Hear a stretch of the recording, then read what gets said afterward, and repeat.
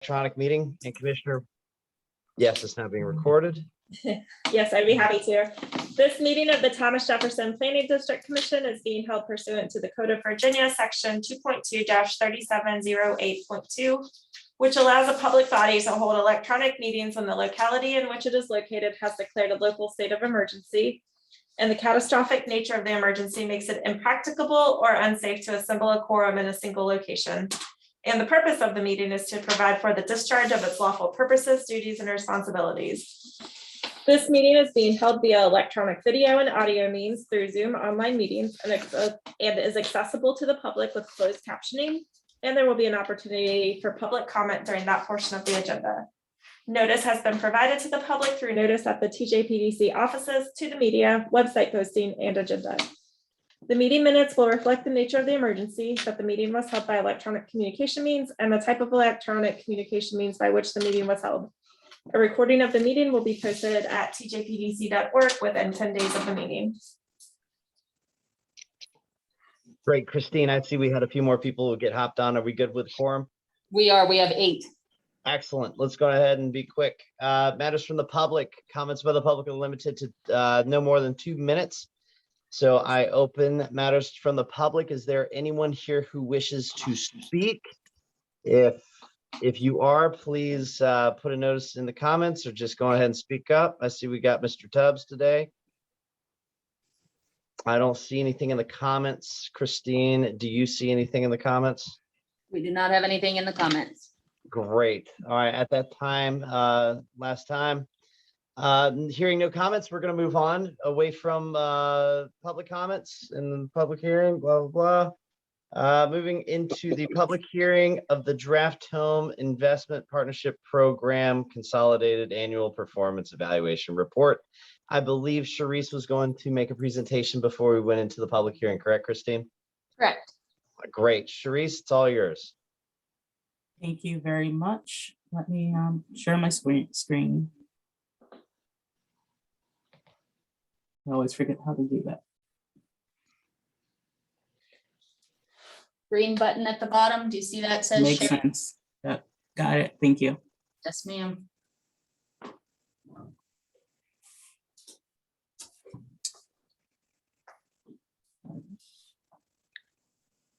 Okay, so I'm doing a presentation on the CAPER, the Consolidate Annual Performance and Evaluation Report.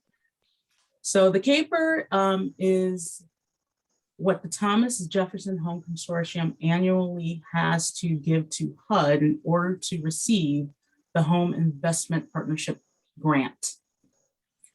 What the report does is it evaluates our performance within the home program from the previous year.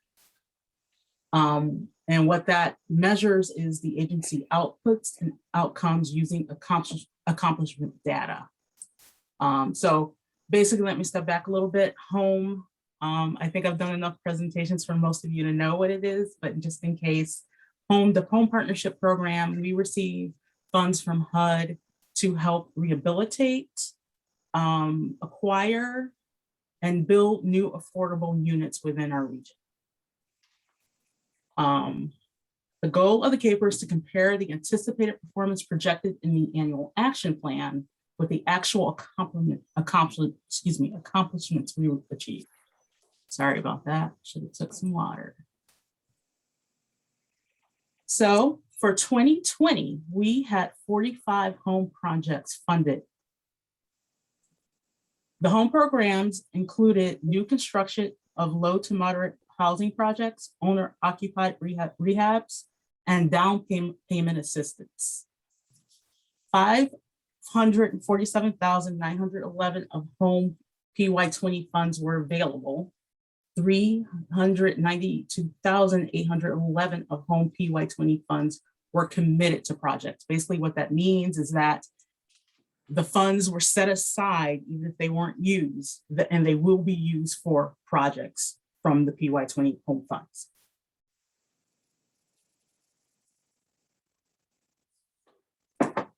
So as I said before, the TJPDC Home Consortium This program provides annual entitlement funding through HUD for housing rehabilitation, down payment assistance, and new construction for qualifying households. The funding amount from the U.S. Department of Housing and Urban Development varies from year to year. So we don't get the exact same amount each year. We get about 600,000. 10% of that goes to administration, and 15% of that has to go to what we call a CHODO project, a community housing development organization that does a project that adds a new affordable unit to the stock. So it can't be a rehab project or a rental. The remaining 75% is split evenly between the 6 localities, which are Charlottesville and the counties of Albemarle, Fluvanna, Louisa, and Nelson. Each locality provides housing assistance through their designated subrecipient. These organizations are experienced in their respective housing programs and have the endorsement of each local government and have boards comprised of local citizens. I don't think I have a slide in here to let you know who those subrecipients, who they've designated, so I'm just going to say it. Albemarle uses AHIP. Fluvanna and Louisa uses Fluvanna Louisa Housing Foundation, and Greene uses Skyline CAP, and Nelson uses the Nelson County Community Development Foundation. So here's some statistics from what we've done in the last year. Charlottesville completed 17 projects and used 170,000 funds, around 170,000 funds. Albemarle completed 16 projects and used 242,000 funds. I'm gonna get a sip of water, I'm sorry. Sorry about that. With PY20 funding, Fluvanna, Greene, and Louisa didn't complete any funds in that last year. Nelson County used 4 projects and they used about 12,000 funds. So that's 37 projects with a total of $424,000 of home PY20 funding. The types or the activities that the funding went to, for acquisition, it was about 57,000. There was no acquisition and construction. For new rehabs, it was 6 homes and it was about 70,000. For rehab, it was about 22, it was exactly 22 projects and $297,000.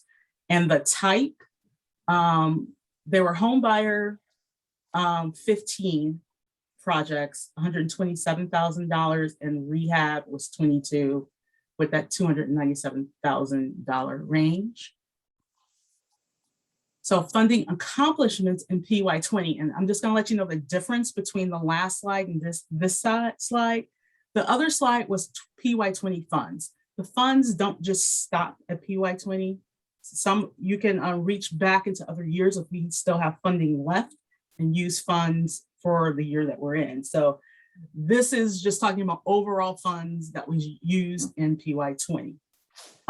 So Charlottesville completed 21 projects and they used about $234,000.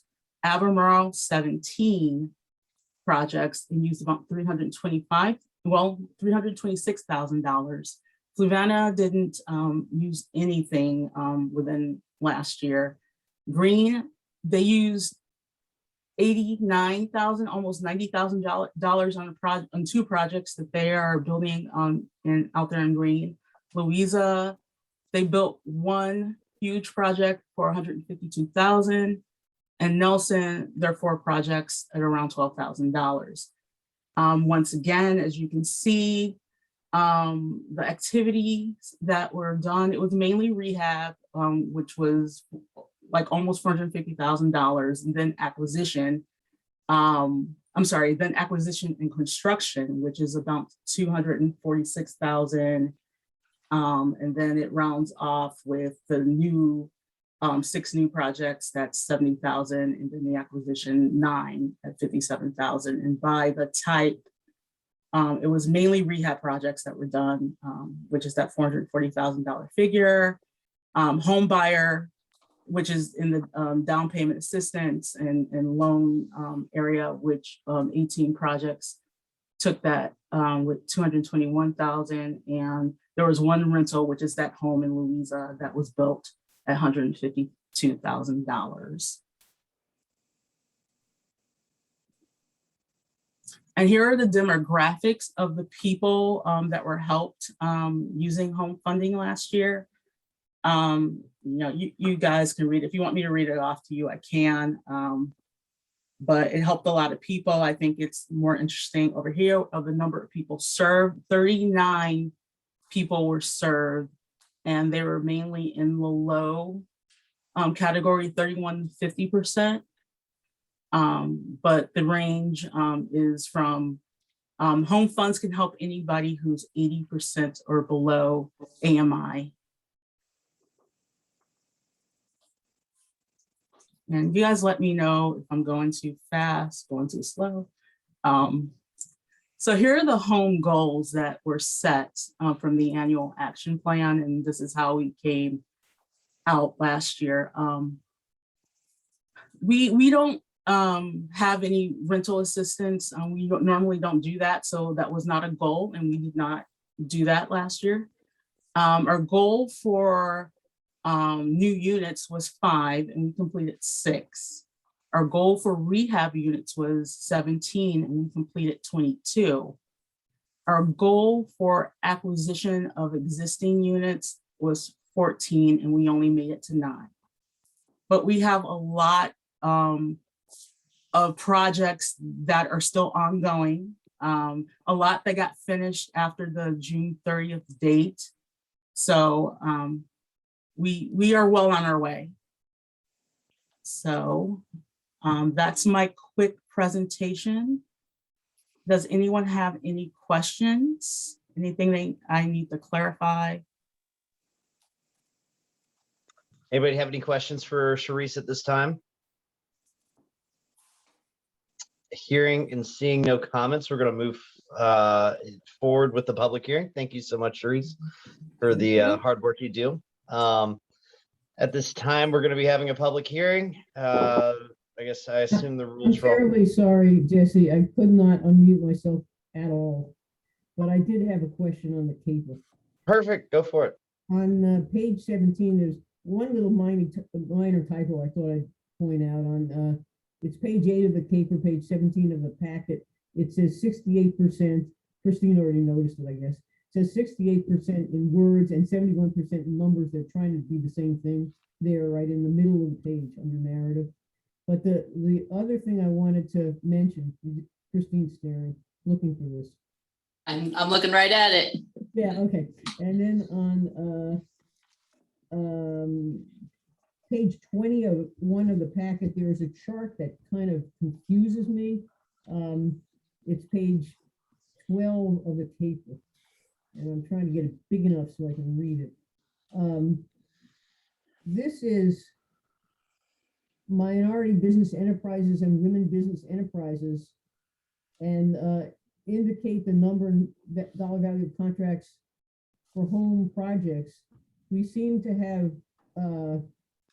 no minority anything, and the women businesses, it's all males where the dollar figures are. Yeah. I'm not saying that this is not correct. I'm just saying it doesn't seem to be exactly doing what we wanted to or something. End of story. Yeah, that's been historically a problem in the area, and what I'm told by our subrecipients as to why they don't use vendors to fulfill that requirement. It is a requirement by HUD, and that's why they ask for it, is that in the area they can't find businesses that have minorities at the home. So yeah, that's historically throughout the years been something that's been called out within the caper for our region. Thank you. All right. Any other questions for Charisse? Hearing and seeing none, we're going to move on to the, I forgot to ask Sandy, is there any emails online or comments from the internet for matters of the public? No. None. Okay. just to have this public hearing for the draft home investment partnership program. Gonna open that up. Is there anybody signed up, Sandy, or anybody see any hands raised? Any No one. public? No one signed up for comment. If anybody on the public would like to speak, you can unmute and you have 2 minutes. Yep. Don't see anybody. All right, you guys don't see anybody. Gonna go ahead and close the public hearing as it relates to draft home. Is there an action? There's no action required at this time, correct? Correct. Got it. So moving to the next piece, we're going to do our presentation, the draft of solid waste plan. Sharice, this is you again.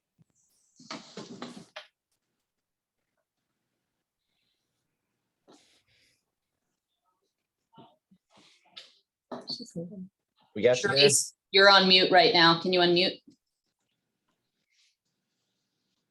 I can, sorry. The solid waste and recycling plan, it's time for the 5-year update of the plan that's due in October.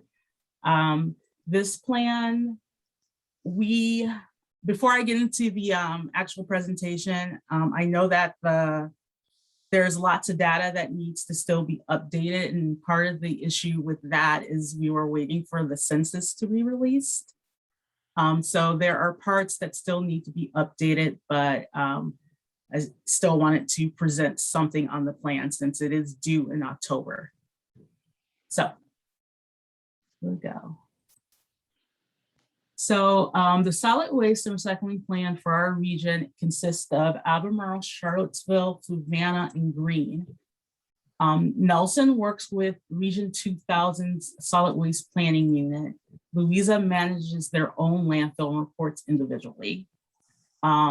Under the state solid waste regulations, the solid waste planning units are responsible for solid waste planning and reporting activities within the area that they support, minus those two that the VDEQ knows about.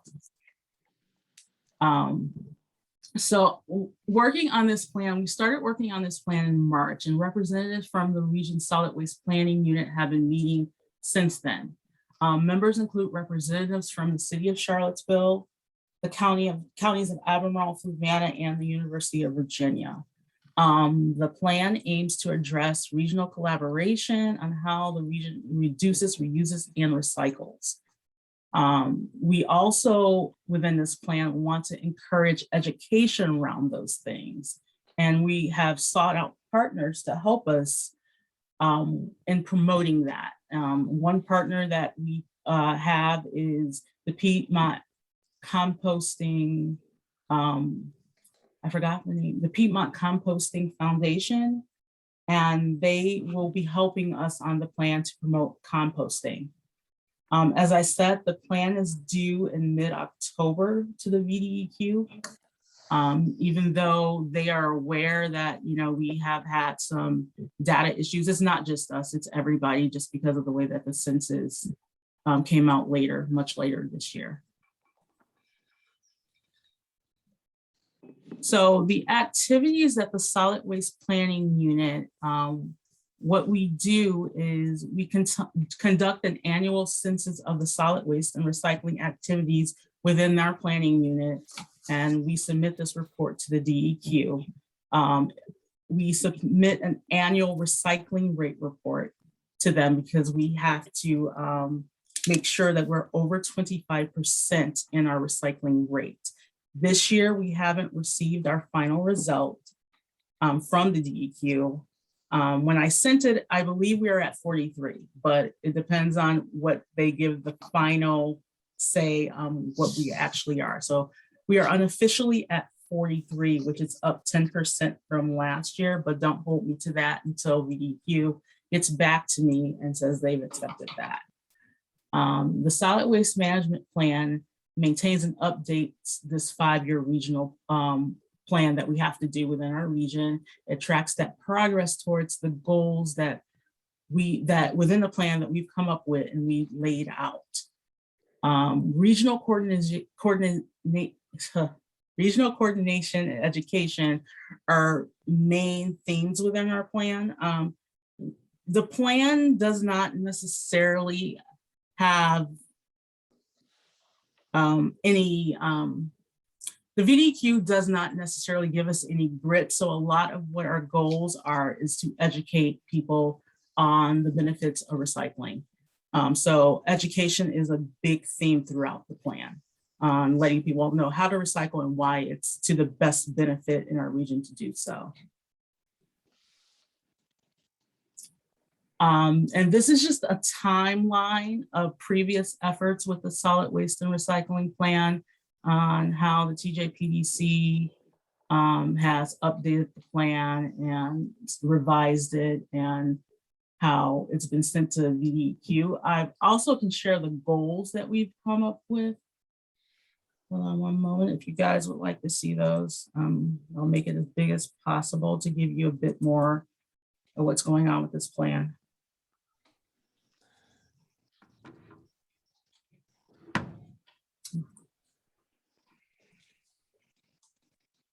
Can you guys see that table, or is it the same slide? We can see the table. It's very small print, so you either have to. Okay, I'll but it's make also it bigger. available- It's also available in the packet. Okay. Yeah, so just to give you an idea, since there's no new data, well, there's some new data, but it's mainly the old data. I just wanted to give you an idea of what we've been working on and what data will be updated. So if it's in your packet, I don't want to read all of these off to you unless you want me to. But if you have any questions on any of these goals, any of these strategies, feel free to ask me if something is catching your eye, or if you have any questions about the plan itself, please feel free to ask me. All right, so does anybody have any questions for Charisse? We'll stop sharing. Feel free to speak up, or any comments. Charisse or Christine, do you see anything? Any comments? I think Rory had a.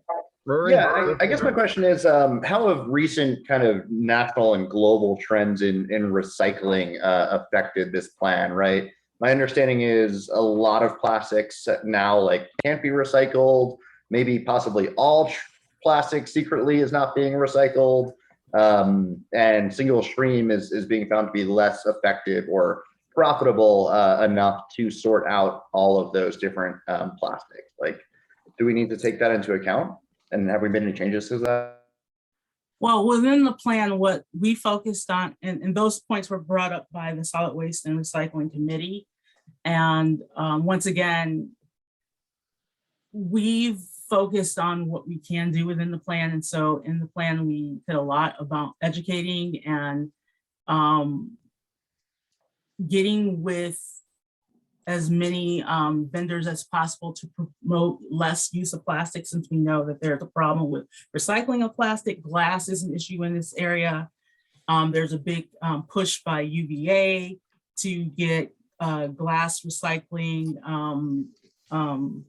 within the area so it can be recycled and reused, and I guess I'm not finding the right word, but a circular motion of that glass that's recycled in this area to be used in this area so people can benefit and profit off of it. So yes, we've been trying to come up with very, very clever ways to do what we can in our purview to excite people in the area and to get vendors also involved, and not just have it be us putting out a plan and nothing going on with it. So.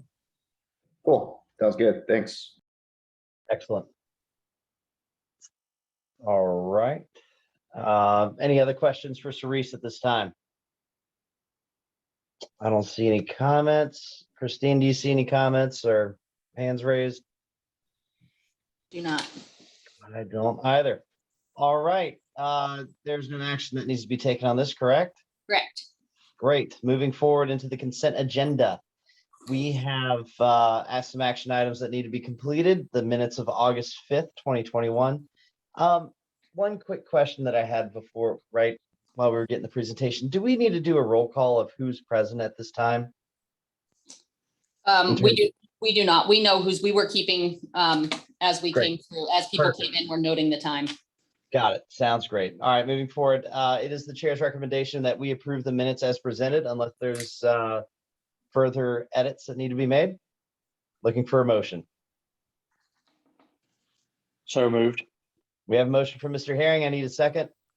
Second. We have a second from Mr. Galloway, I believe that was. Sandy, if we could do a roll call. Yep, I'd be happy to. Mr. Payne, Abstain? Mr. Stolzenberg, Aye. Mr. Galloway, Yes. Mr. O'Brien, Abstain.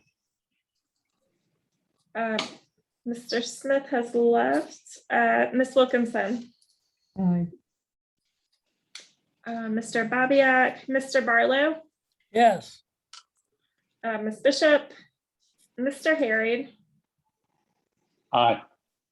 and Mr. Rutherford. Aye. All right.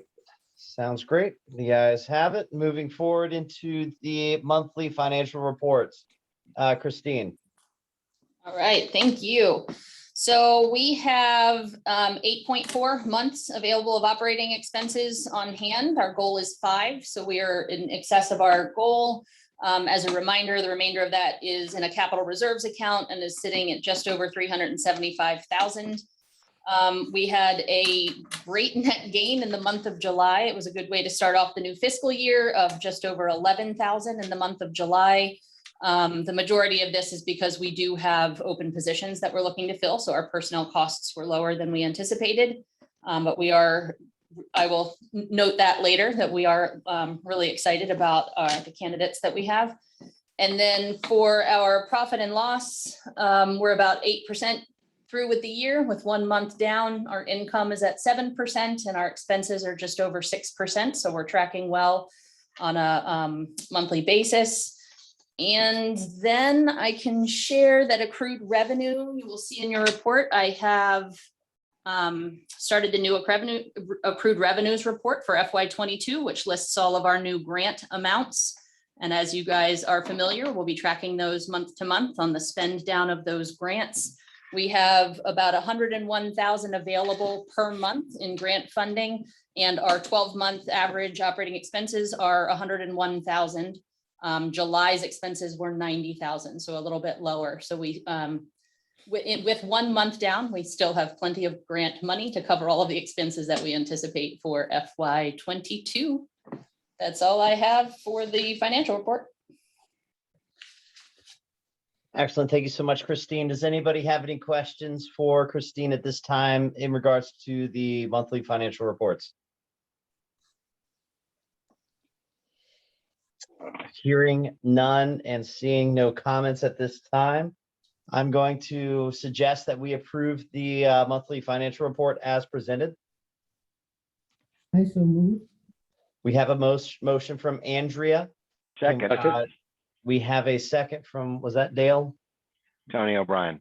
Tony. That was second from Mr. O'Brien. If we could at this point, Sandy, give us a roll call. Mr. Payne, Yes.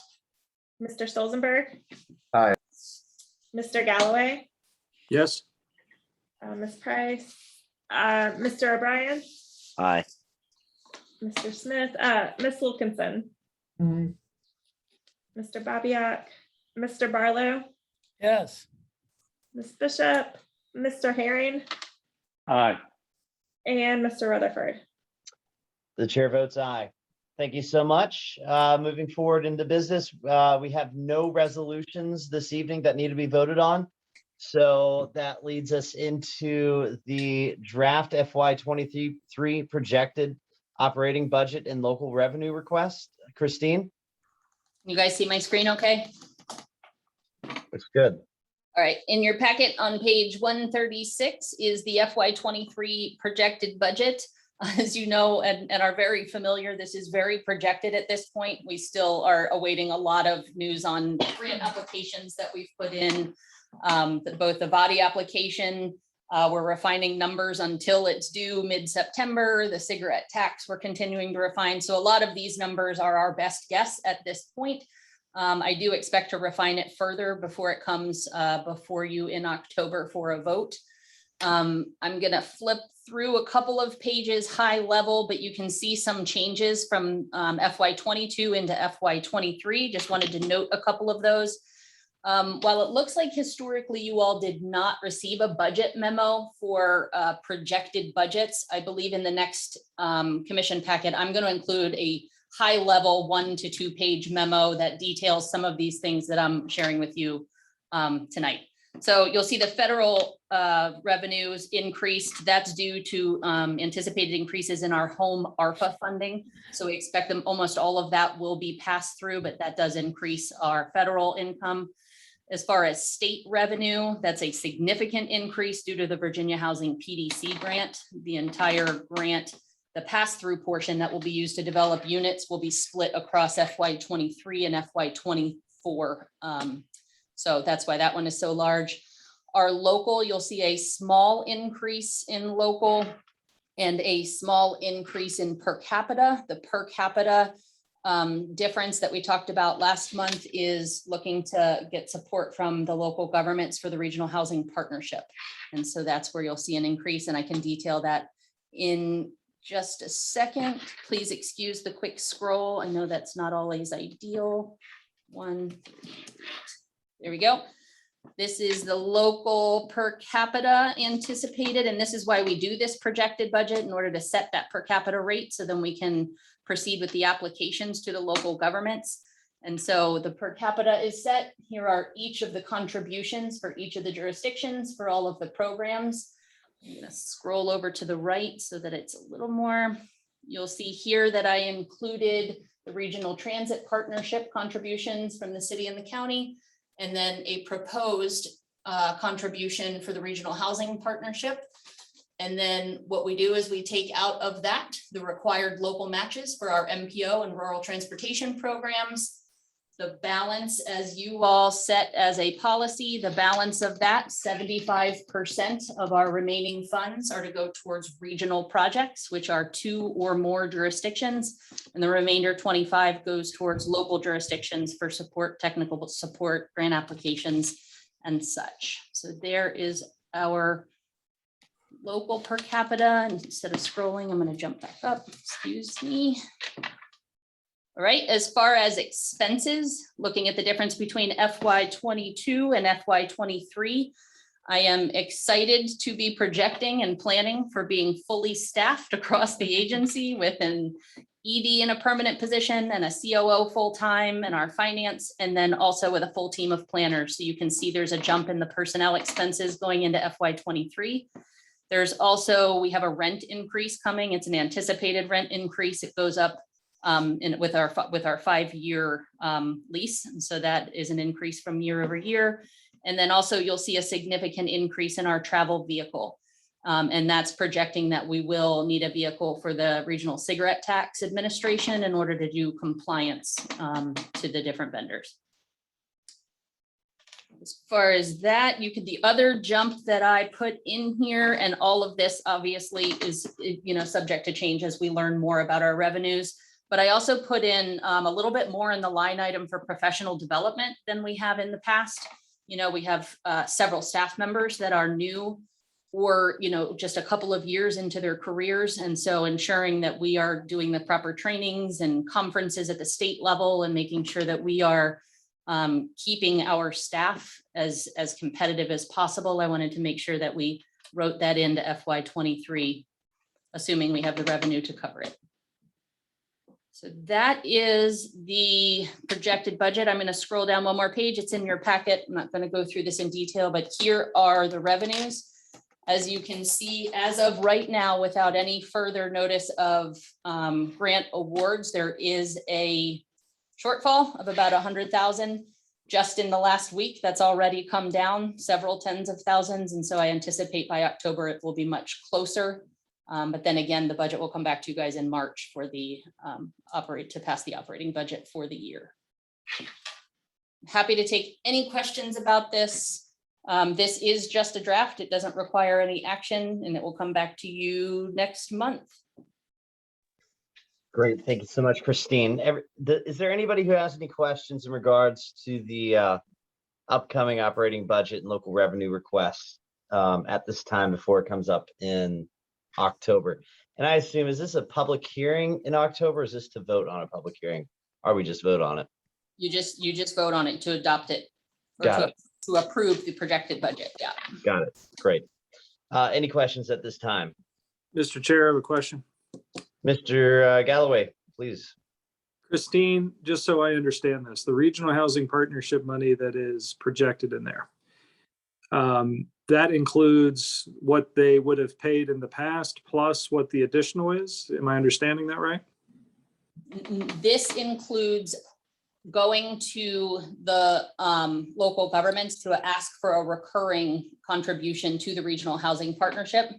This does Right. not include what we were previously putting in, was we were pulling from that 75% regional projects.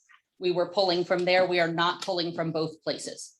We will use those regional funds for other regional initiatives such as broadband, cigarette tax, any other things that come forward, whether it be, economic development. We've been looking into a SEDS application. So that money now returns to that regional pot for regional projects. So the reason the ask, if it was asked for in the current fiscal year, was lower was because those funds were coming from a different source. Is that correct? Can you repeat that question? Make sure I.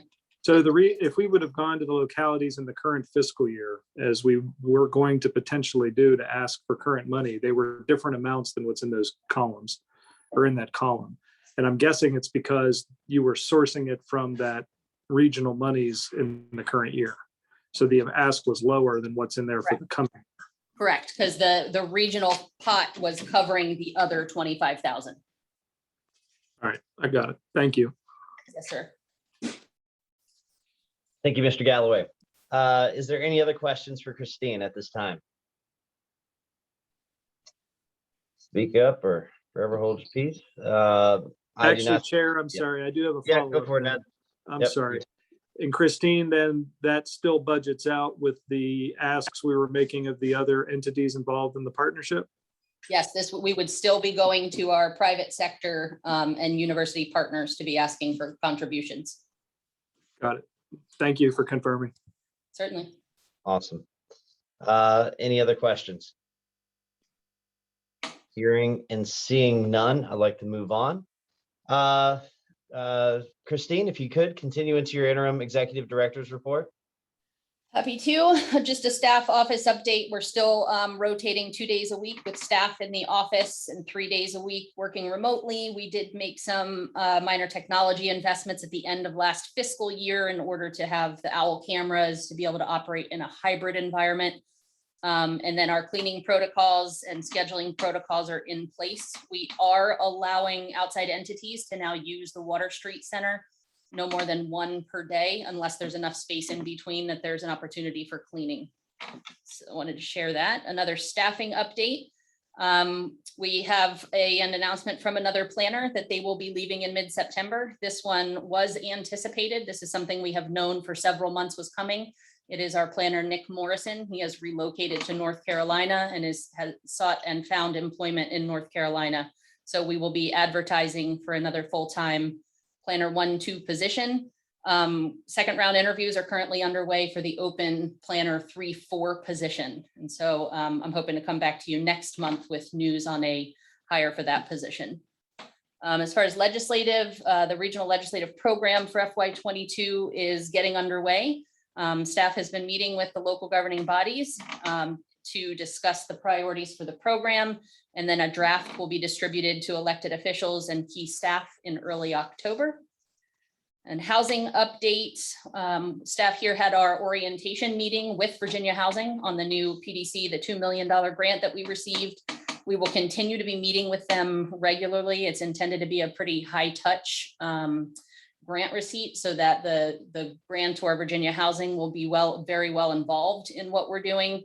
The next steps for us will be to identify development partners and a process for being able to both advertise this opportunity and select development partners that have projects that fit the requirements. As far as transportation, VDOT has developed a pipeline process. We talked about this a little bit last month. So just an update to that is that VDOT has started all of the initial kickoff meetings for those projects. As a reminder, there's one in Nelson County at the corner of the intersection of US 29 and Front Street, not Main, yeah, Front Street. And then there's two in Albemarle County on the 250 corridor, one of them in Pantops and the other one in Shadwell. So those have all started up, and we'll keep you guys updated as we learn more about those. The Zion Crossroads Small Area Plan continues. TJPDC staff has been working with Fluvanna to incorporate some recommendations that have been developed into their comp plan update and the process that they're doing for the comp plan. And then Kittleson, the consultant on the project, has largely completed the development of the transportation recommendations. And our staff continues to work with VDOT and the jurisdictions to develop public engagement opportunities to make sure that we are doing our due diligence and making sure the public can comment. Two other updates that I did not include in there. I just wanted to share. 2 months ago, we did have staff do a site visit over at one of our transit partners, Jaunt's office. We are planning to do a site visit over at Kat's office tomorrow. We're pretty excited about that. We're going to tour the facility. We're going to learn a little bit more about their operations, give a chance for their team and our team to form relationships, and then learn more about their capital projects. And then another opportunity that I'm excited about, and I'm hopeful some of my staff is that we are kicking off tomorrow a professional development book that we're all reading together. And then once we finish this book, we're going to look at other opportunities for ways that we can develop professionally as a team related to the contents that we work on here. So that is all for my executive director report. Happy to take questions if you have them. Great. Is there any questions for Christine at this time? What's the book? Yeah. It's a soft launch. I will be honest with you. This one is not a content one. The book, this one is The Power of Positive Thinking. No, the happiness. The happiness advantage. It's the power of positive thinking in a work setting. The happiness advantage. And so this one is really for us to develop what our process looks like, kind of, learn how to do this as a team, and then we'll begin to make recommendations of articles, chapters, books that relate more to the actual topics that we do here. But I love that you asked. Excellent. Well, we'll have to get a report from everybody on how the book was. Is that how this book club wraps up? Yes. Okay. Any other questions for Christine at this time?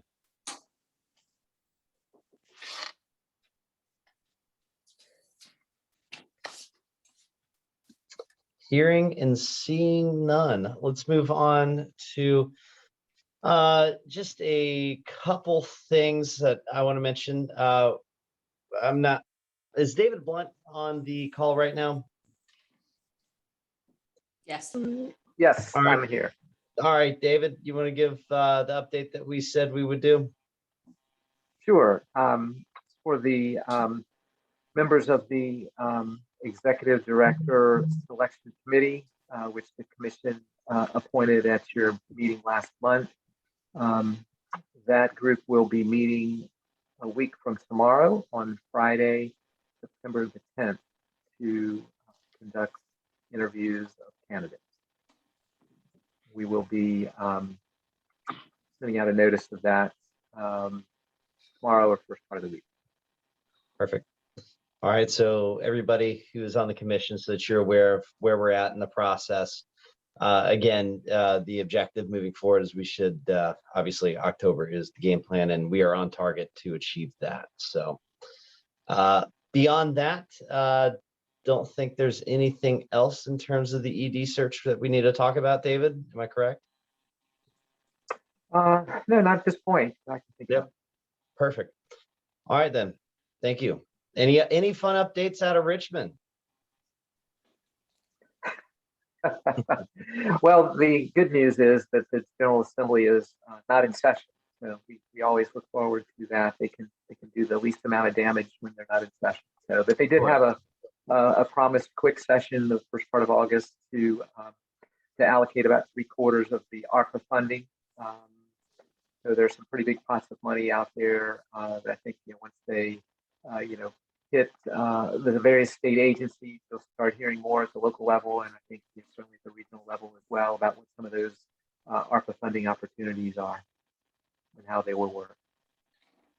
Got it. Great. Thank you so much.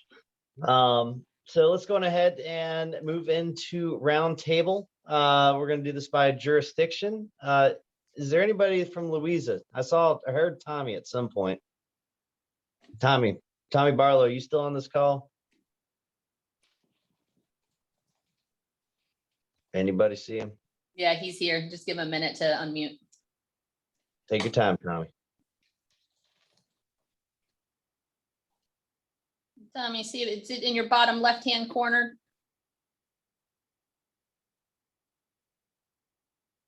The mute button.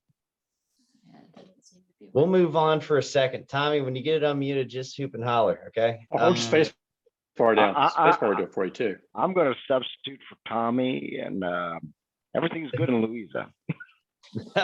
Is it? Thank you, Everything's Tommy. fantastic in Louisa. Is that the Fluvanna report of what's happening in Louisa? Great. That's the Fluvanna report. Yeah. Right. Other than we're Fluvanna's doing even better. Oh, Fluvanna's doing even better. Yeah. Well, Nelson County's doing great. We have fiber internet to everyone for free. Just kidding. That's not true. But yeah. Yeah, you're on Tony, your way there, though. We're close. Tony, tell us Yeah. about Fluvanna. What's happening? Well, we're behind you on fiber internet, but we're getting there. That's okay. One day you'll be as cool as us. Really the excitement right now is in the school board meetings. A lot of it is around the whole, challenges with people talking about critical race theory and, mass mandates and so on. But our schools have opened up. That's great. And, so far they're staying open. We're having challenges as many counties are having with their bus drivers. We don't have enough bus drivers out there. And so that's a challenge. I was talking to a friend of mine today in Charlottesville, and he said that he had to drive his kids into the school here because they are literally like almost 80% short on bus drivers. Yeah, no, it's bad. The bus driver situation is really bad. And the whole school situation is a challenge that I think all counties are facing in terms of what's going to happen. Right. But on sort of the board of supervisor side, things are progressing. We've got a couple of larger developments. We're starting to see a little bit of anti-development sentiment growing in the county, which is, it's kind of understandable. But the reality is the development growth is not so much due to new projects as much as projects that were already in place. Right. And that now with, the housing boom happening, that these projects are now starting to fill out. So I think people are starting to say, well, what's transitioning, what's happening to our county? So that seems to be the real, I don't want to say challenge, but I want to say the real debate that's starting to happen, because of course, every county tries to plan for how to manage its growth, how to manage it appropriately, how to be competitive, and at the same time, make decisions based on its comprehensive plans. And so these are going to be some interesting debates that we face coming up. So those are some of the things that are starting to happen in Fluvanna. And I guess the good news is that we're growing. The bad news is that we're growing. And the bad news is that I'm not in in Charleston, South Carolina. So unfortunate for you. Very unfortunate. It's so difficult. For those who don't know, I am away on vacation, but gladly serving the Thomas Jefferson Planning Commission in my full capacity in this virtual time period. I can attest that oysters are excellent, as well as all the seafood options that Charleston has to give you. So Moving on from Fluvanna, I think Keith Smith is out. So how about we go over to Michael, Mr. Payne in Charlottesville? What's happening? Sure. I'll be brief. As was mentioned, like a lot of other localities, we're having a huge problem with the shortage of school bus drivers as the school year is getting underway. We've increased pay and benefits and have a sign-on bonus to try to get more drivers, but it's definitely still a challenge. The progress continues to move forward on the comprehensive plan update, in particular the future land use map, which is the first step to updating our zoning throughout the city. It's gotten a lot of engagement, and hopefully, we'll still continue to move forward. And final update is just Charlottesville allocated from the stimulus bill $300,000 to an eviction prevention program in anticipation of the impacts of both the eviction moratoriums ending as well as the enhanced unemployment benefits ending this month, and are closely watching how that will impact our community and what we can do to try to get ahead of that. Gotcha. Great. Are you guys with that 300,000? Are you partnering up with your local what are they called? Legal aid groups? Or yes, it's a partnership with the Legal Aid Justice Center. Yeah, CVLAS. Does that sound the acronym? Whoever they are. I think that's a different group, and LAJC like trades off stuff with them, but this contract with LAJC, I think. Got it. Yeah. All right. I was just going to compliment. I've had some interactions with CVLAS and some of the other legal aid as it turned in as a landlord about eviction prevention. And I've got to say compliments to especially CVLAS on their interaction and coordination between landlords and the tenants and preventing evictions. They've done an excellent job, and I have a firsthand experience, and I've never seen a more responsive, positive legal aid experience ever. So just keep that in mind when you guys move forward. Beyond that, Rory, what do you got? I think that was pretty comprehensive. Over in the planning world specifically, we, as Councilor Payne mentioned, are steaming ahead with our comprehensive plan. We are hoping for a planning commission public hearing in October, first reading at council in November, final reading in December with adoption. We are moving right along. I think it's a little better than hopefully moving forward. We're getting to the end here. That's all I got. Gotcha. Thank you so much. All right, let's move over to Greene. Andrea. Ms. Wilkinson. Can you hear me all right? Yeah. There's a nice little intersection of two. Oop. Can't quite hear you. Can you speak into your phone? Huh. How about now? We'll just be real quiet. Still can't hear me? I can hear you barely enough. So just keep talking. We'll be muted. Nobody can hear me. Why? Can you hear me now? Yes. Yeah. Move on. Yeah, you got it. Nothing.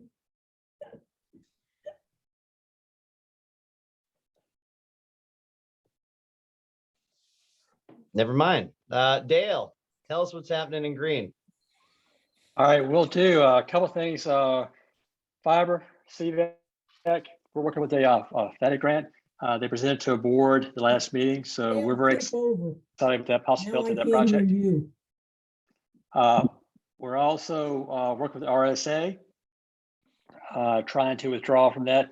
That's our water authority. For those who don't know, it's been an ongoing struggle for us to withdraw. We have legal action in place. We've reached out to the state. We've drawn several resolutions up with the localities, and they still will not let us out of the water authority at this point in time.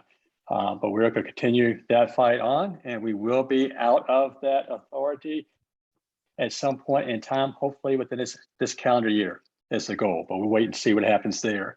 We have an SUP process for Airbnbs in the R1 zoning district, and that has been in operation, I guess, or in place for about 2 to 3 years. Lately, there's been a group of individuals that are in strong opposition to that. And so the Plan Commission is looking at revising that type of process, and it may come back to the board as a recommendation to remove Airbnbs from the R1. We haven't seen that as of yet. So that may be a possibility for us. One of the things, our schools are open. Our school board meetings have been as interesting as others. And one thing that most of you may have heard about recently was that the comp board, I guess, gave, or is in the process of giving bonuses to some of the members of certain departments.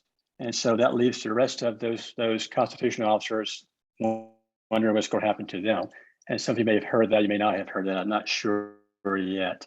And the last thing is the big red building at 2933, the intersection down there. I think the last day was yesterday, although the sign says, come on in still. There's some mixed emotion with a lot of people concerning that big red building. That's obviously been destroyed or taken down, if you will, for the expansion of the 2933 intersection. That quite honestly, it's badly needed. And that's what's going on in Greene County. Excellent. Thank you so much, Dale. I know you guys are probably gonna be stuck in that water authority situation for a little bit longer. It's just a guess. Just a little bit longer. Hopefully not too much though. Fair enough. All right, let's moving on from here. Ned with Albemarle. Jesse, I'm sorry to interrupt. It looks like Andrea just unmuted again. Andrea, can we hear you? Can you say something? Andrea. I am trying. Can you There hear we me? go. We hear you.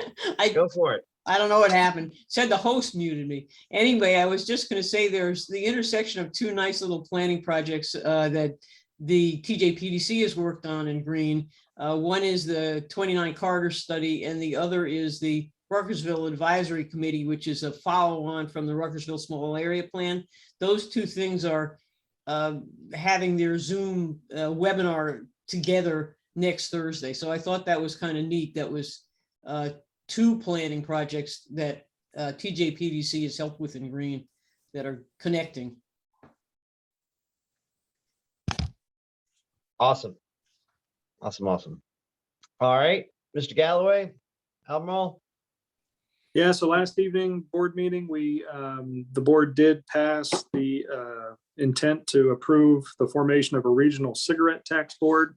So we took the first step to officially get that underway. We heard from our climate action plan team. We got our 2018 greenhouse gas emission inventory report. So that is out if anybody is interested in reading or checking into that. But that's some of the first reports of our climate action plan as we work on that item. Meeting in July, we did pass a firearm ordinance restricting firearms on county property, buildings, community centers, parks. And last evening as well, we passed in our Rio 29 area, we have our form-based code, which is an optional overlay that speaks to the vision and the redevelopment of the entire Rio 29 small area plan. So that's been something our planning staff has been working on for 4 years now. And that was the final milepost for them, was to get board approval. And that came last night. That happens to be in my district. So very excited to have that form-based code in play, and hope folks will start bringing projects and applications forward to see how that area can redevelop. That's what I got for Albemarle. Great. Thank you so much, Ned. I compliment real quick. Spoke with some of your recycling and glass. This guy named Mr. Harris, Monty Harris or whatever. We're having some really good conversations on how we can coordinate the recycling of glass and other products, and some partnership between Nelson County and Albemarle. So thank you so much. And hopefully that leads to something productive for both our counties and our environment. All right, moving on. Did Tommy Barlow ever get his mic working? Yeah, I got it working. There you go. What you got? Mr. O'Brien did such a good job. I don't really need to say anything else. Perfect. So you guys are great, right? Yes, sir. Well, Mr. Barlow, thank you so much. I really do appreciate you mentioning my name. You did a great job. Always a pleasure to collaborate with Louisa County. Did y'all ever get internet to Mr. Baby OK's house? We did. The internet, Oh, I'm not so the, sure. the internet's there as soon as he Stop learns how to operate. it. Oh, man. Too good. Tommy, just kidding on you. Thank you for everything you do. Well, just tell Mr. Babyak that we thought about him tonight, all right? And his We talked internet about access. him. Is that what you said? We talked about him? You can say that. He'll like to hear that, I'm I sure. know. Yeah. All right, so moving on, Nelson County, Dylan is not with us today, so it's just me. Thank you guys so much for bearing another virtual meeting. Nelson County doesn't have too much excitement. We do have some situations presenting themselves in our school system. I don't know if anybody's kept up in the paper. Interaction between law enforcement and a student has led to some national press, so hopefully justice will be swift. Keep us in your thoughts and prayers. We have some protests happening this weekend. And this isn't of Nelson County nature to have protests in Livingston, but just pray that to be swift and we can get some justice and everybody's going to be nice to each other. That's kind of what we're all looking for. We big ambitions with our comp plan, getting that done. We say that every month, but we're finally making some headway on that. Internet is full speed ahead. We got another few hundred people hooked up on some fiber internet. All of our neighbors are looking to be getting fiber, so we're excited to have set the example for everyone. And beyond that, we're starting to see a shift in the economy in regards to housing. Of course, is still a huge demand, but new construction as a result of the major lack of supply of lumber and raw materials has led to a huge drop in construction permits, basically almost tenfold over what we were last time. So I imagine we're going to start seeing some impacts on that. Beyond all of that, we're thriving. Of course, knowing we had some Dominion interactions over easements in the pipeline, but nothing too substantial. So other than that, I have nothing else. I'm pulling up the agenda. Our next meeting is October 7th. I believe, Christine, correct me if I'm wrong, but it is unlikely that we will be in person still as of yet. Maybe hypothetically in the future. However, we will be making our decision for hopefully an executive director at that meeting. We have some other items. We're going to be voting on our projected budget approval. One thing I want everybody to keep in mind, wages have changed dramatically for the talent of staff that we have.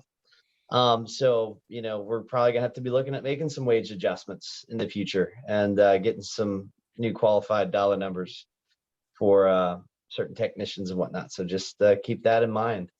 And the final solid waste plan, we're gonna be voting on that as well. Christine, is there anything else we need to bring up? No, that's all I had. Great. Mr. Blunt, did I miss anything? I don't believe so, Mr. Chairman. Perfect. So at that time, looks like we're only 8 minutes past our time to adjourn. So I need a motion to adjourn. You got one. We got one from Andrea. I need a second. Second by Mr. Rory. Let's do this by acclamation. All those in favor say aye. Aye. Aye. Any opposition? I hear no opposition. Therefore, this is by unanimous consent. Thank you guys so much. Appreciate the hours that you're putting in. Hopefully, obviously, with the state of COVID, things will be a little bit different. But I've got to say, with the case numbers changing in Nelson County, it's not looking too good. So we'll continue to keep those people in our prayers, and we'll keep you apprised as to the interviews and those dates, and make sure we include the commission on the advertisement. So thank you all so much. Have a great evening. Christine, Sandy, thank you. Good night, Mr. Joe. Blunt. See y'all later. Good night, everyone. Everybody. Good night, John Boy.